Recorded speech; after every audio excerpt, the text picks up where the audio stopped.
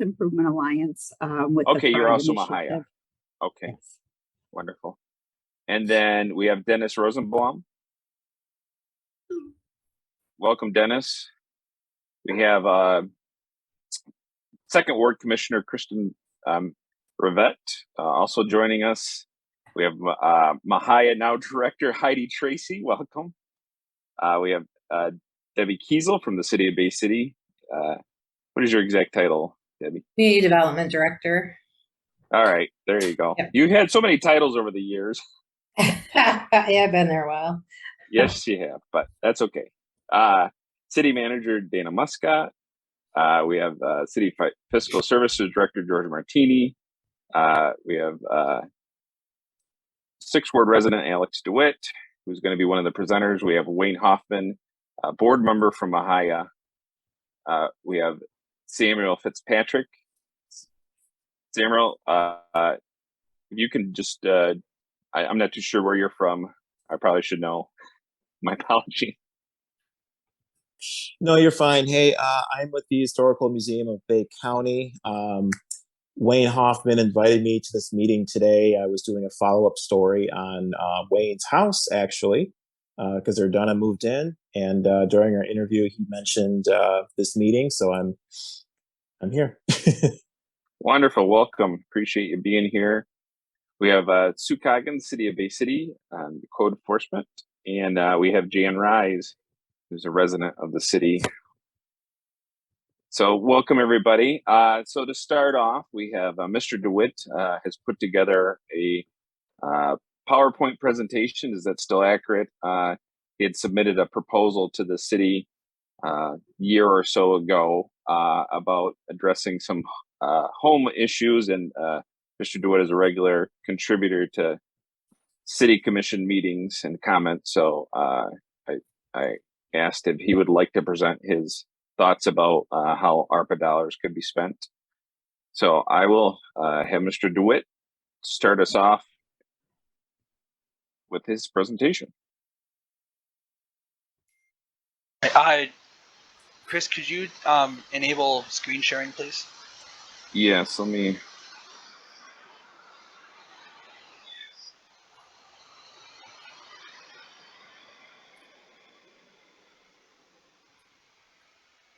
And now I have the power, and now I got to figure this out. If you just make him co-host, he'll be able to share his screen. So do you have your participants on the right-hand side? Hold on, I have a brand new laptop, and so it's not the way that's mine. Everybody, oh, my view is, let's see.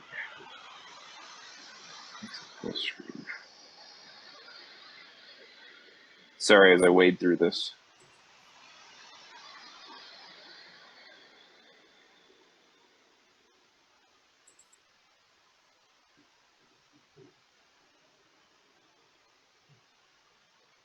This is not what I want to do.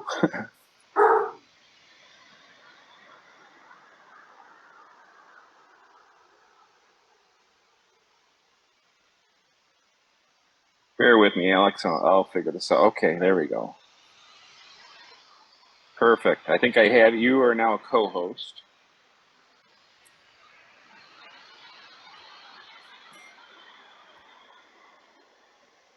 All right, well, I'll get started here. As most of you know, my name is Alex DeWitt. I am a lifelong Sixth Ward resident. I am a former charter commissioner, and I currently run the largest nonpartisan political page in Bay County. Today I will be presenting my vision for better housing for residents that I call the BC Home Act. I want to lead off with a couple of these ideas. Were somewhat mentioned on Tuesday night, but I think my ideas that could link to that could be more long-term instead of the known immediate need. First off, this proposal is based mostly off a presentation to the City Commission in June of 2020 from Housing and Urban Development. The report that was released showed poor conditions for many households, issues with equitable allotment of funds, and rental costs that, while cheaper than national averages, were still oversized at the local level. No action by this commission has been presented from that specific presentation at this time, but with the American Rescue Plan Act funds, available and allotted for population retention and growth, I do appreciate this opportunity to present this plan again, this time modified to include a wider swath of possible changes. It is no secret that one of the reasons I got involved was because of the phrase "that's just the way it is." Bay City does have a tale of two worlds that you might not think is what you compare to the national part of that. It is sometimes a world of influence, unfortunately, that somebody knows someone and knows how to navigate the city and others do not, leading to unequal results in communicating with the city. And that goes as well with issues with housing and code enforcement.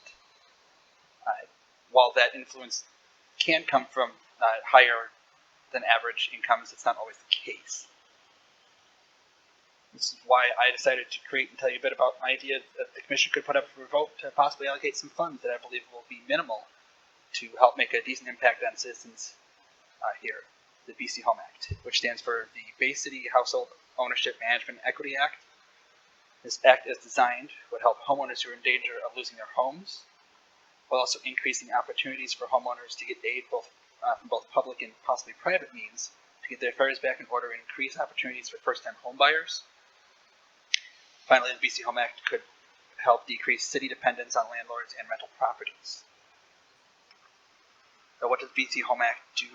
It would direct the Commission and city staff to write up 5 categories of ordinance changes while also creating one more program that will cover the following: utilities for late fees, shut-off fees, and initial access fees for new and existing homeowners, property taxes for late fees on payments and back taxes to be collected upon the sale of a new home, code enforcement to make assistance for correcting code violations easier for citizens while also resolving issues without financial penalty,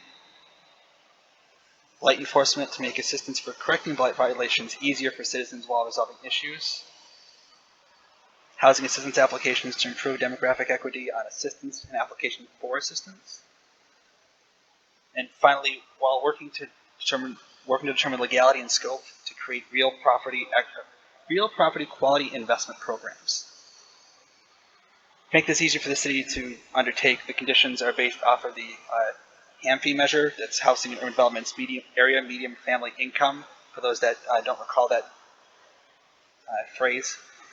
There are other income requirement structures that could be used, but I just stuck with HAM fee. That's what Urban Development used, and that's what I've stuck with since then. As written, the benefits explicitly exclude businesses and landlords focusing on owner-occupied housing and tenants falling behind. It also has a limit to ensure it isn't abused, but that's at the discretion of Commission if this is passed through. Most of these ideas aren't radical, especially the fee reduction, as many library systems and law enforcement agencies have scaled back or eliminated fees for minor violations around the country, and investigations by groups like the New York Times and the Southern Poverty Law Center, as well as the American Civil Liberties Union, have determined that small fines, specifically municipal fines, are directly targeted to those less fortunate than the ones who make the fee schedules, especially if they're even up to $100. As of the end of 2019, an estimated 60% of Americans were unable to pay for a $1,000 expense, and 45% had nothing available. Our fee structures are currently set up do hurt the most vulnerable in our community. The study has not been conducted since the 2019 shown on screen here, but with the pandemic, I would take a reasonable estimation that those numbers haven't improved. Surprisingly, though, during the pandemic, Bay County Library System has eliminated daily fines for good. Other examples of eliminated municipal fines are also up on the screen. The elimination of these minor fines has led to an increase in access to some programs and increased pride in others. This is something that's been replicated across the country and can be expanded here. The next step would be pushing assistance programs, both public and private, to improve properties. I believe that if you ask the Code Enforcement Department, they know, or at least have a list, of properties that have major structural or blight issues stemming from their house. By partnering and better integrating assistance programs, both public and private, this could lead to elimination of barriers and increase applications and acceptance of housing improvement programs. And similar idea was brought up at the December 20th Finance Policy meeting, as well as the one on Tuesday, where they mentioned that they've only had 5 applications to 211 for assistance. Conversely, rentals, specifically multi-unit rentals, are now mostly known by city code enforcement through their registration program. But I do believe we should look at more heavy-handed enforcement to enforce more heavy-handedly on blighted rental properties. Nobody should be living in terrible conditions, and landlords that neglect their properties should be punished for allowing people to live in subpar conditions. Now, a more difficult and overarching program I've been thinking about for a couple of years would be a city-overseen real property improvement program. This real property improvement program could help improve the housing conditions of owner-operated homes within the city. I believe that the owner-occupied houses should be able to participate in this program, and in fact should be encouraged, as a larger overall fund would allow the best chance to increase the city's abilities with this program long-term. This is a voluntary program. My vision for this plan would include small deposits for properties tied to the house's location, likely based on at the time of property tax payments. They would be invested in an interested local financial institution, such as banks or credit unions, in low-risk funds that could gradually grow in value for the homeowner to take later if they so choose. Homeowners would then be able to pull those funds with minimal documentation proving the properties were made to, or the improvements were made to their properties to get the funds back. My thought is that this should only cover things that are permanent to the house and actually improve the value. So appliances that could be pulled when somebody moved wouldn't be allowed expenses, and paint on its own might not necessarily be allowed, but things like walls, roofs, new floors, windows, siding would all be allowed. But the specifics of that could be nailed down later on in the process. Finally, I would like the city to look and see about having a fee-waive program for certain building improvement permits to help remove a barrier of people just trying to maintain their property. Now, for the potential of the program, as I see it, has a huge upside. If the investments are successful enough, a seed program could be created that would allow the city to help those who have been unable to fix major structural issues get them resolved. Those areas identified as poor conditions in the red on the screen here by the 2017 housing study would get priority for that seeded fund. Now I start the long-term stretch goals that could grow from this program. Basically, it needs a few fundamental changes in housing to improve the housing stock. Over about 4 days, and I mentioned a little bit about this on Tuesday, I went to the Bay County GIS program and clicked on every single property within the city limits and found over 1,200 identifiable actual or likely rental property houses within the city limits. I was also given the list of registered rentals from code enforcement that I know I still have to pay for. I didn't get over there today. And added those in. And here are the results for that. In the first ward, I found 222 properties. Second ward was 237 properties. Third ward had the most rentals noted at 343. Fourth ward had the highest rental density with 326 properties, which is up to 489.5 rentals per square mile. Fifth ward had the least amount of properties at 175. Sixth ward had the lowest rental density, mostly attributable to the airport and industrial areas around the river and the no city registered houses on the middle grounds, which with Sixth ward had 272 properties and works out to 128.9 properties per square mile. Seventh ward had 270 properties. Eighth ward had 321. And Ninth ward had 254. This only counts properties as one unit per property. For example, the towers like Smith, Maloney, and Pine all count as one property, as does Baytown, even though all those have more than 100 units within them for rent. It does the same with housing association duplexes or any multi-unit private rentals. This does cause a discrepancy in numbers, but this was the only way I could do any sort of matching without weeks of driving around and looking at individual houses on this list. I would like to see the city increase oversight of landlords, while also pushing landlords to sell long-term tenants in single-family units. This could include increasing code enforcement specifically to target known or suspected rental properties to ensure that people living there are given proper conditions, as well as ensuring the neighborhoods are treated with dignity. Putting the onus of responsibility on landlords should help both keep landlords on top of recurring issues and assist in fostering proper growth and responsibility from tenants. It should be a landlord's responsibility to have the house in working order and not using bad tenants as a cop-out. Here are some statistics I believe could help strengthen my case for a tenant buyout program. Homeownership itself has been found to foster a 28% increase in local neighborhood or community involvement, a 32% increase in civic engagement, and a 20% increase in voter participation relative to rental properties. While owning isn't for everybody, everybody should be given the choice without barriers. I suggest that the city look into the legality and responsibility of a partnership with local-based banks or credit unions to help long-term renters buy out the landlords or purchase their own property, especially if they've been paying for living quarters for years that they are not receiving any benefit in wealth. My final suggestion, this is probably the most extreme proposal I'm going to have tonight, to have the city determine a reasonable limit on the number of apartment units any one person, company, or private organization can own. With multiple property or people and organizations owning 24 or more properties, these people have an oversized influence on the body politic of our city, and that bodes poorly for the future. Similar to a rental control system in larger cities that have extreme rent levels, this would allow for more housing to be put on the market for individuals to buy instead of renters to hold on to, while the family occupying is unable to build any wealth for themselves. Now, it is ultimately up to this subcommittee and the greater City Commission, as well as input from city staff, to take what I presented here and make moves that would help improve the housing quality in the city without gentrifying the residents that live here. I also believe that these programs have relatively low cost, outside of maybe legal exploration and startup for the real property improvement system, and the funds from the American Rescue Plan Act, from my interpretation, could be used for this as well as other worthwhile programs.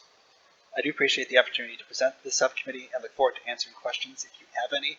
Remember though, I am one citizen whose research is limited to what I know and have experienced. I am not in professional policy writing or property management, so use that as how you will.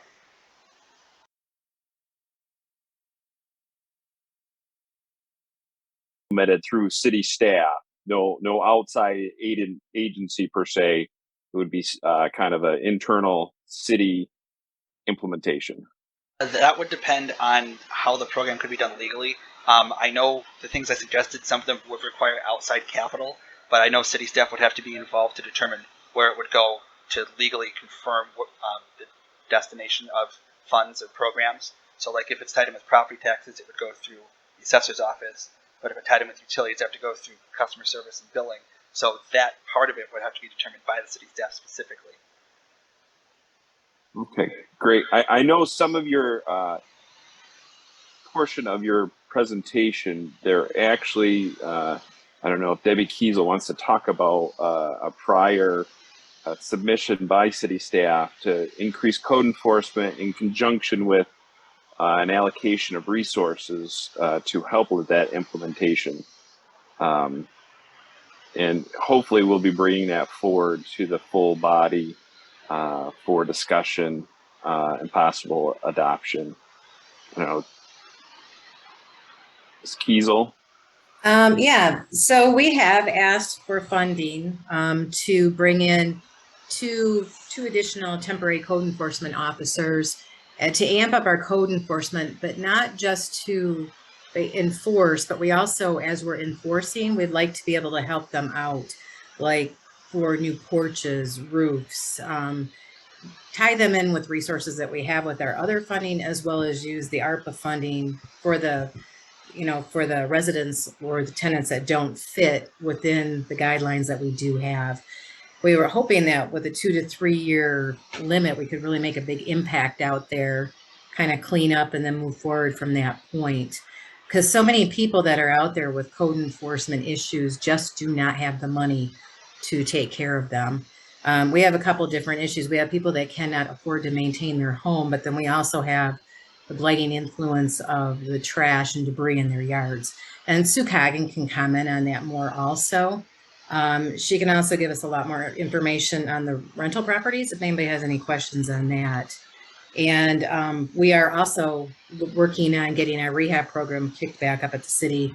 That would also help with this ARPA funding too. So I don't know if that helped out. Chris, were you looking for more than that, or? No, I think that kind of addressed it, and kind of so to let Mr. DeWitt know, there are some proposals in process that kind of incorporate some of what you brought up in your presentation. So if Ms. Coggin wanted to comment on current status, that's fine too. Yeah, the only thing I would want to comment on, Debbie pretty much stated what we want to do with the code enforcement, because obviously everybody knows we only have 2 nuisance officers, one for each side of the river. We're doing a good job, but could do a whole lot more if we had more officers on board, even for a temporary basis. When it comes to our rental program, we're actually very proud of that right now. We have 2 dedicated rental inspectors. Everybody knows we do inspect every 3 years, but our standards changed probably about 6 years ago. We have specific checklists that we look at when we go through rentals. We do what we call compassionate code enforcement. Even in our rental programs, we work with our landlords to bring the properties into compliance. And we are very happy to say that we are able to certify our rentals very quickly now. There's no doubt we do have some problem rentals that we're still working on, but I think our rental program has come a long ways.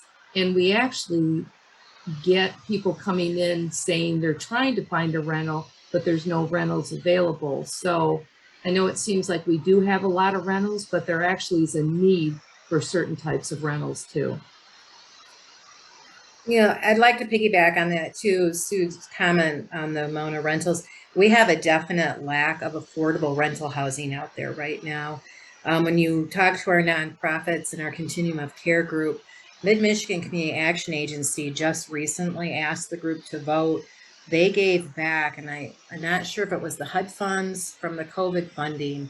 I want to say about 100,000 or so, because there are not enough units out there to place tenants into for the programs that are out there. So we definitely need to provide more decent, affordable housing out there. So that need still exists.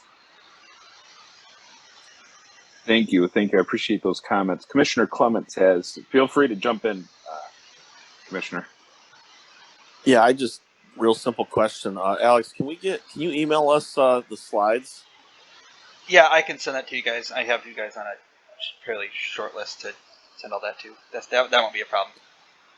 Thank you. And then did you have any dollar amounts or rough estimates of dollar amounts?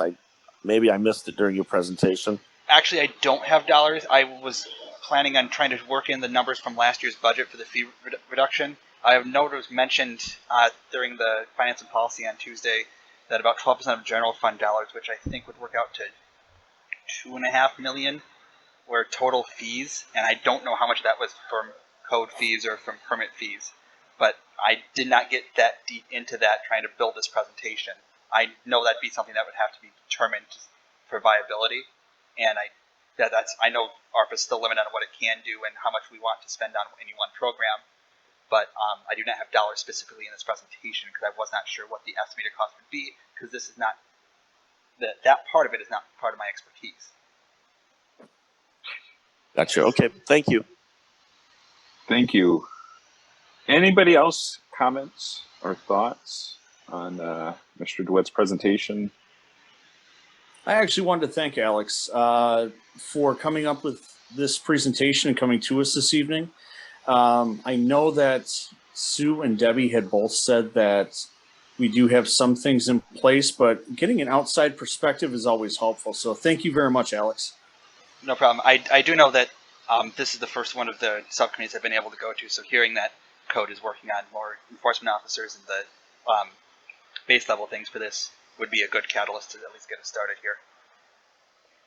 Yeah, I think if the commission approves that, there's $2 million along with $670,000 worth of funding for the 2 additional code enforcement, with $2 million of additional funding to support those similar kind of requests that you had in your presentation. So I'm sure you'll be happy to hear that.